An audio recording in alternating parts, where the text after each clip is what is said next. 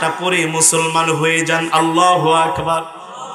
এবার আবু তালিবের মনটা একটু নরম হয়ে আসছে।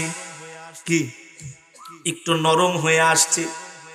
নবীজি বলে, চাচা আপনি যদি প্রকাশ্যে কালেমা পড়তে লজ্জা পান, আপনি গোপনে গোপনে আমাকে কানে কানে বলেন। আপনি এক আল্লাহকে স্বীকার করেন, লা ইলাহা ইল্লাল্লাহু মুহাম্মাদুর রাসূলুল্লাহ। আপনার প্রকাশ্যে বলার দরকার নেই, আপনি গোপনে গোপনে কানে কানে বলেন। তাও আমি হাসরের মাঠে আল্লাহর কাছে সাক্ষী দিব আপনি কালেমা পড়েছেন। আল্লাহু আকবার। চাচা আবু তালিবের মনটা একটু নরম হয়ে আসছে।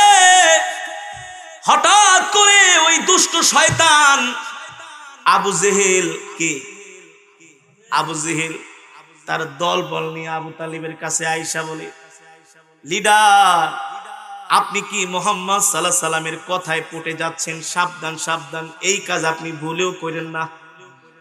আরে সারা জীবন কালেমা পড়েন না, এখন মৃত্যুর সময় বাপ দাদার ধর্মকে আপনি চুনকালি মারবেন, এটা তো হতে পারে না। ওই শয়তানের প্ররোচনা পায়া চাচা আবু তালিব আবার বেকায়া গেছে, আবার বেকায়া গেছে। বেকায়া যায় নাই, বেকায়া যায় নাই। ইন্নাকা লা তাহদি মান আহবাবতা ওয়ালাকিন্নাল্লাহা ইয়াহদি মান ইয়াশা ওয়া হুয়া আ'লামু বিল মুহতাদিন। আল্লাহ রাব্বুল আলামিন বলে, ও নবী, হেদায়েতের মতো এমন পাওয়ারফুল শক্তি আমি দুনিয়ার কোনো মানুষকে দেই নাই, কোনো পয়গম্বরকে দেই নাই, এমনকি আপনার হাতেও দেই নাই। আপনি চাইলেই কোনো কাফেরকে হেদায়েত দিয়ে মুসলমান বানাতে পারবেন না। হেদায়েতের মালিক আমি আল্লাহ রাব্বুল আলামিন, ঠিক কিনা বলেন? আবু তালিব যতই কোরআনের পক্ষে কথা বলুক না কেন, আমি আবু তালিবকে হেদায়েত দিব।